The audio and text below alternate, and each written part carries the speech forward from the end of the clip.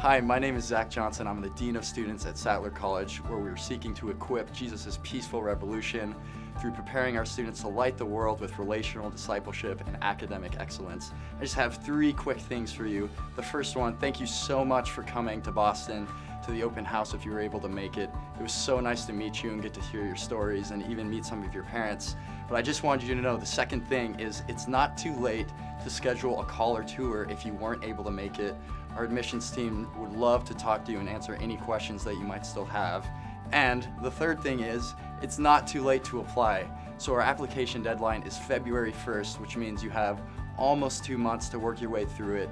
I would love to hear more about your ambitions and your story and discover if Sattler might be the right place to prepare you to get there.